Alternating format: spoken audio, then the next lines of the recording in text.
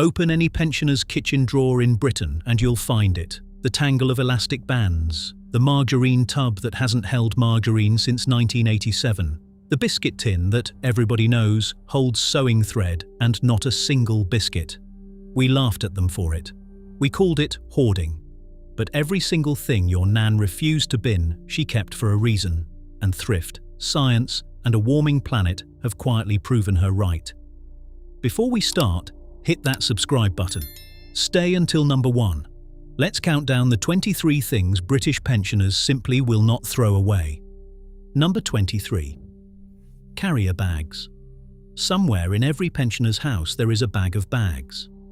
Usually, it's a single sturdy carrier stuffed with 100 more, wedged behind the kitchen door or hanging off the pantry handle, breeding quietly in the dark. To a younger eye, it looks like clutter. To your nan, it was a system. A good bag for life went to the shops and came home again, week after week, for a decade. The thinner ones lined the bin, wrapped muddy shoes, carried sandwiches to the allotment, and padded out parcels. Nothing that could be used twice was ever used once. And here's the part that stings. In 2015, England brought in the 5-pence bag charge specifically to stop us treating carriers as disposable. Then came bags for life. Then the total ban on the flimsy ones. The entire country spent years being lectured into doing exactly what your nan had been doing since decimalisation. She wasn't hoarding. She was 30 years early. Number 22. Elastic bands. Every pensioner has a doorknob or a drawer wrapped in a fat wad of elastic bands, most of them the red ones the postman drops on the path. They snapped them round rolled-up documents, sealed half-open packets of biscuits, held the greenhouse door shut, and bundled the runner beans for the show. A packet from the newsagent cost pennies, but why buy what the Royal Mail delivered free every single morning? There was a quiet satisfaction in it. The postie's waste became your resource. Modern advice tells us to reduce and reuse before we ever recycle, and here was reuse in its purest form, a raw material harvested from the doormat. Try finding a decent elastic band in a young person's house today. You can't. They've all been binned. Meanwhile, your nan could produce one the exact right size within 4 seconds, because she'd been curating that collection since Harold Wilson was in Downing Street. Number 21. Glass jars. The moment a jar of jam, coffee or piccalilli was scraped empty, it was washed, dried and demoted to active service. Coffee jars held loose screws or dried lentils. Jam jars became tumblers for the grandchildren, vases for cut daffodils, or the vessel you took blackberrying in September. The lid went in a separate drawer, because a lid always finds a jar eventually. There was a ritual to soaking the label off in warm water, scraping the last of the glue with a thumbnail. A shop-bought storage jar cost real money and looked no better. Now the middle classes pay £4 for a rustic glass jar in a homeware shop. The exact vessel your nan pulled from the recycling for free. Preserving, batch cooking, refilling at the zero-waste shop. Every trendy kitchen habit of the last 10 years runs on a clean glass jar, and she had a cupboard full of them the whole time. Number 20. Margarine and ice cream tubs. This one is almost a national joke. You open a freezer expecting ice cream, you find last night's stew. You reach for the stalk. You get a button collection. The plastic tub, with its snap-on lid, was the original food storage container, and it was free with the shopping. Stackable, freezer-proof, endlessly reusable, and if one cracked after 3 years of loyal service, you simply promoted the next empty tub in the queue. A set of proper Tupperware cost a small fortune and did precisely the same job. The disappointment of a child opening a Neapolitan tub to find leftover curry is a core British memory. But here's the thing. We now know cheap single-use plastic is one of the great environmental villains of our age, and the whole culture is scrambling to reuse containers rather than bin them. Your nan reused hers 200 times. She was running a circular economy out of a chest freezer. Number 19. String and brown paper. In a kitchen drawer, coiled like a sleeping snake, sat a ball of string that had been growing since the coronation. Every parcel that arrived, every bunch of leeks tied at the market, every length off a bakery box, the string was saved, wound onto the ball, and the brown paper was folded flat and slipped behind the bread bin. When something needed wrapping, tying or trussing, the raw materials were already there. Twine for the tomato plants, string for the roast, paper for the next parcel out. A whole song lyric, brown paper packages tied up with string, was built on this exact instinct. Today we buy string in the garden centre and brown paper on a roll, then feel virtuous posting a plastic-free parcel. Your nan never bought either in her life. The postman brought the paper, the greengrocer brought the string, and nothing was ever wasted. Number 18. The button tin. Shake it, and you know the sound instantly. That heavy, rattling shuffle of 1,000 buttons of every colour, size, and origin.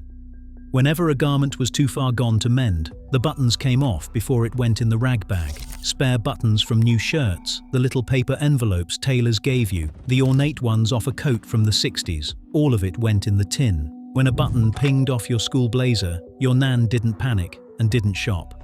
She upended the tin on the table and found a near enough match in under a minute. It was a small act of magic. Fast fashion has taught a generation to bin a shirt over a single missing button. Repair cafes and make-do and mend workshops are now fashionable again, taught as a radical eco-skill. Your nan wasn't being radical, she just couldn't bear the waste. And the tin, of course, was originally for biscuits. Number 17. Wrapping paper and ribbon. Christmas morning in a pensioner's house had rules. You did not tear the paper. You slid a thumb under the sellotape, eased it open, and set the sheet aside to be smoothed, folded, and used again next year. Bows were untied and rewound. Ribbon was ironed flat. Gift bags were treated like family heirlooms, passed round the relatives for a decade until they physically disintegrated. To an impatient child, it was agony. To your nan, a good sheet of paper had years of life left in it, and tearing it was pure vandalism. The environmental cost of wrapping paper is now a Christmas news story every single December. The miles of it, the foiled kind that can't be recycled, the sheer waste of one morning. Your nan solved that in about 1961. Her presents looked just as lovely, and the same festive robin paper made 3 separate appearances at 3 separate Christmases. Number 16. Greeting cards. Birthday cards, Christmas cards, anniversary cards. None of them went straight in the bin. They were stood on the mantelpiece, strung across the room on ribbon, and then, come the new year, the fronts were cut away from the messages. Those pretty picture fronts became next year's gift tags, snipped with pinking shears into neat little labels with a hole punched in the corner. Some were saved whole for the grandchildren's craft box or sent to the charity that recycled them.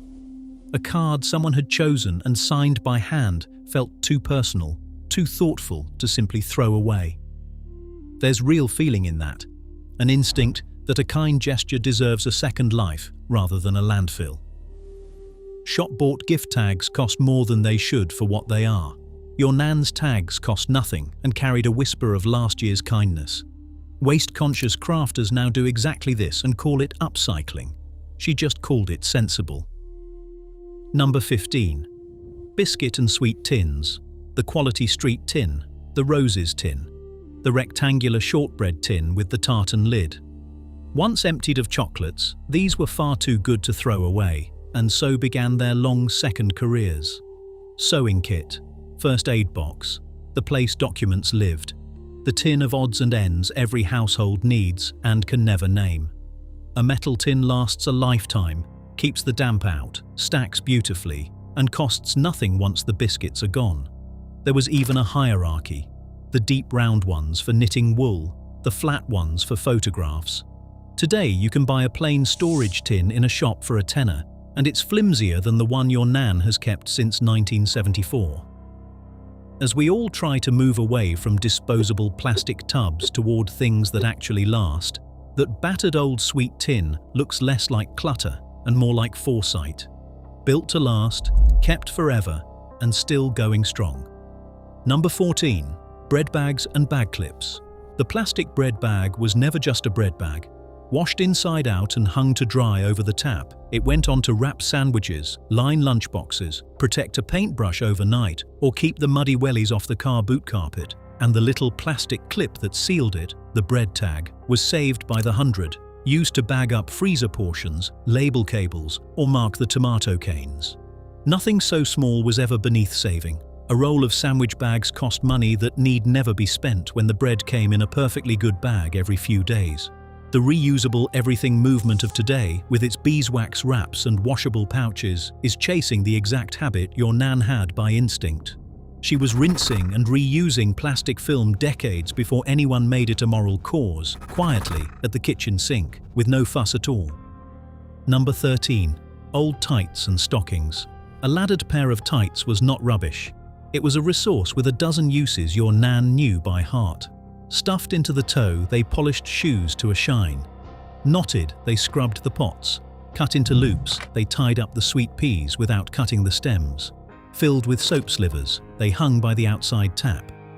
Stretched over a jam pan, they strained the jelly. One ruined pair of stockings could serve the house for a year in a dozen small ways. It's the kind of resourcefulness that only comes from a generation that lived through rationing, when the idea of throwing away something still useful was close to sinful. Gardeners and thrifty households are rediscovering every one of these tricks online today, presented as clever life hacks. Your nan needed no hack. She simply looked at a laddered pair of tights and saw immediately everything they could still become. Number 12. Newspaper. Once read, the newspaper's real working life began. It lit the fire, laid out under the coals, twisted into firelighters. It cleaned the windows to a streak-free shine better than any cloth. It wrapped the chip shop supper, lined the budgie cage, ripened the green tomatoes on the windowsill, and dried out sodden shoes overnight, stuffed tight into the toes. Papier-mâché for the grandchildren. Protection under a messy job. A single day's paper had a week of uses ahead of it.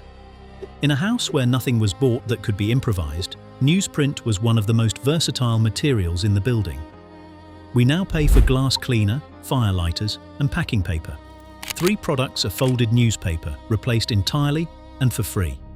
Your nan's windows gleamed, her fire caught first time, and the recycling bin, when it finally came along, had far less to swallow than yours does. Number 11.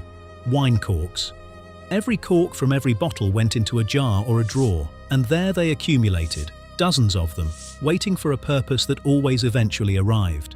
They became pin cushions and draft stoppers, plant markers written on in biro, and the little feet glued under a homemade trinket box. Threaded on wire, they made trivets to stand hot pans on. Some pensioners saved them for years toward a grand plan, a cork notice board, a table mat, that may or may not ever have happened, but the saving was the point. A natural cork is a beautiful, useful material, and the idea of binning it when it might do a job someday was simply alien. Craft channels are full of cork projects now, and garden centres sell cork notice boards for a fortune.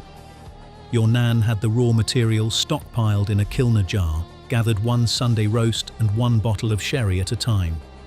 Number 10. Egg boxes. The humble cardboard egg box was far too useful to bin. Handed back to anyone who kept hens, it saved them a fortune. Kept at home, it started off the seed potatoes in spring, each egg cup cradling a tuber as it chitted on the windowsill. It sorted screws and beads and buttons. It padded fragile things for posting. Cut up, it lit the fire. Children turned them into caterpillars and crocodiles for the school project.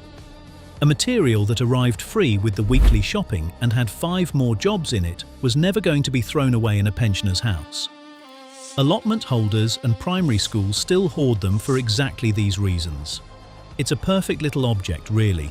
Protective, compostable, endlessly reusable. And your nan understood its full value the moment the last egg came out. Waste an egg box? She'd sooner have wasted the eggs. Number 9. Kitchen foil. This is where the thrift becomes almost heroic.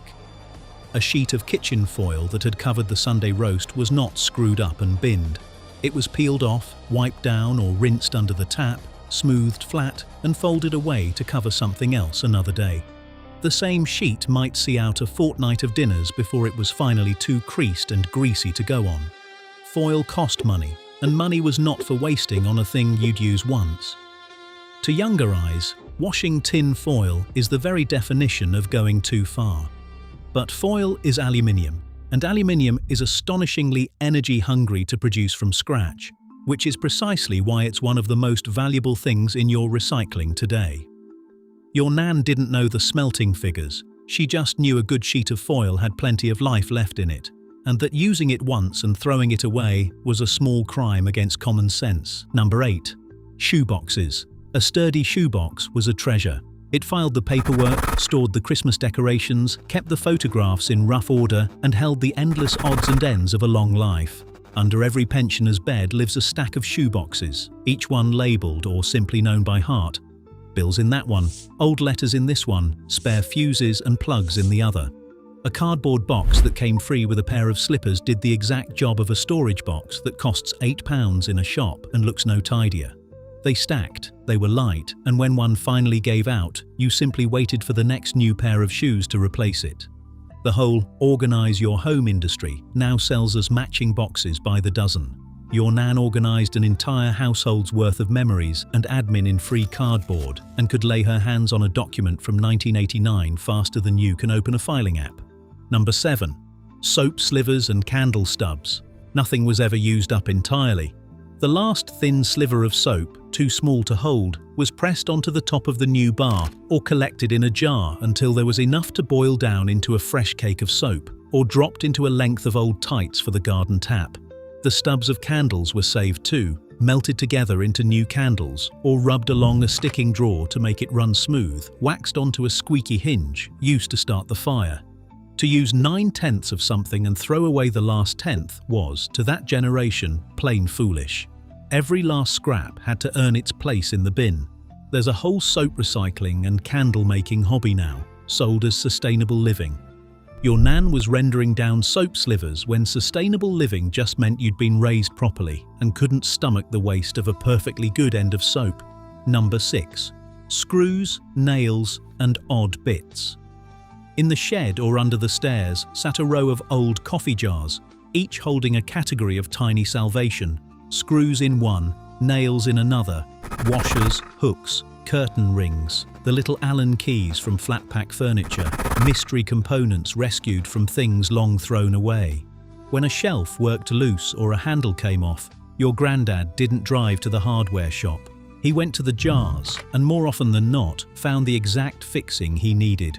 Every broken appliance was stripped of its useful screws before it left the house. It was a personal ironmonger's, assembled over decades, for free. Anyone who has ever needed one specific screw at 9 o'clock on a Sunday night knows the quiet genius of this. The right size, the right thread, already in the jar. In an age of buying a whole new pack for a single missing screw, that dusty row of jars starts to look less like clutter and a great deal like wisdom. Number 5. The rag bag. When a garment was finally beyond mending, beyond the button tin, beyond any dignified use, it still didn't reach the bin. It went in the rag bag. A worn-out shirt became dusters and polishing cloths. Old towels wiped up spills and dried the dog. Soft cotton cleaned the windows and the car. Frayed sheets were torn into strips for ties and bandages and cleaning rags. A single old vest could give a household months of cleaning cloths, and cloths cost money in a shop. We now buy packs of microfiber and rolls of kitchen paper, throwing away by the metre what your nan produced free from a single tired t-shirt. The textile mountain, the sheer tonnage of clothing Britain sends to landfill every year, is a genuine environmental scandal now. Your nan sent almost no cloth to waste in her life. Every garment served 3 lives, worn, mended, and finally torn into rags that cleaned the house until they fell apart. Number 4. Plastic pots for seedlings. Yogurt pots, cream tubs, the little trays mushrooms came in, the black pots plants arrived in from the nursery. All of it was rinsed and stacked by the greenhouse, an ever-growing arsenal for spring. Poke a hole in the bottom of a yogurt pot and you have a perfect seedling pot. Free, that would otherwise cost pennies each and add up fast over a whole vegetable plot. Toilet roll tubes started off the sweet peas and the beans, planted straight into the ground to rot down. Egg boxes chitted the spuds. A pensioner's greenhouse ran almost entirely on packaging that everyone else threw away. Gardeners across the country still swear by this, and with peat-free, plastic-free gardening now the goal, That stack of washed yogurt pots is the height of good sense.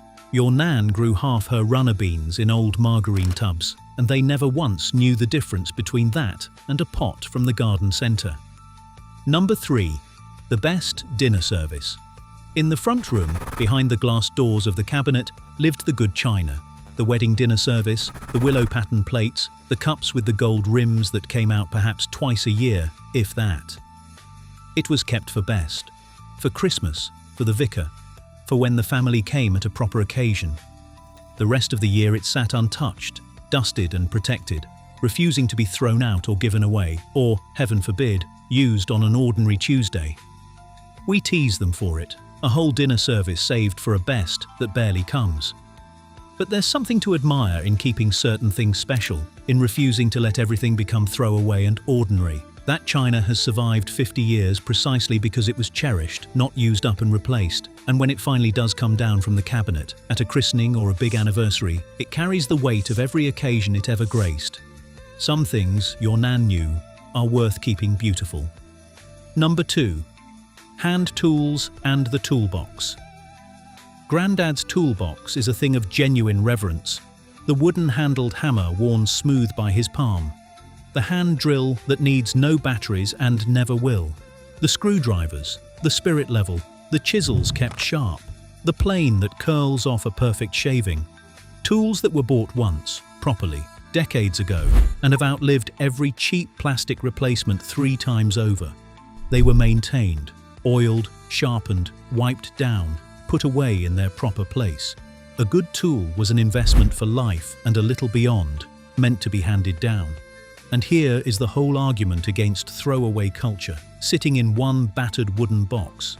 We now talk endlessly about buy it for life, about repairability, about the shameful waste of things designed to break.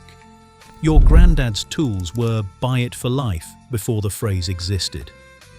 That hand drill will still be boring clean holes long after the cordless one in your cupboard has died with a flat battery you can no longer replace.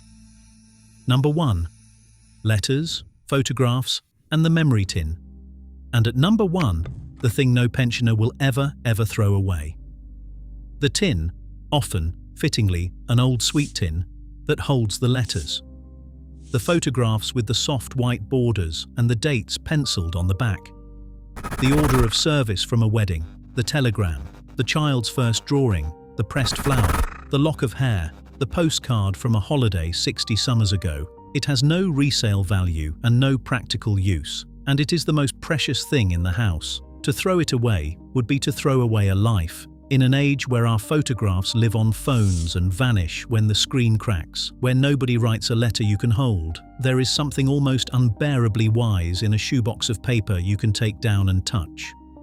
Those tins are the reason we know our own histories, the faces, the handwriting, the proof that these people loved and were here. Your nan kept them because some things genuinely are irreplaceable. And on that, of all the things on this list, she was the most right of all. So there you have it. 23 things British pensioners refused to throw away, and every single one of them right in the end. Thrift, reuse, repair, and holding on to what truly matters. They were doing it long before the rest of us caught up. If your nan kept something we missed, tell me in the comments. And if this took you back, hit that like button and subscribe. Cheers for watching.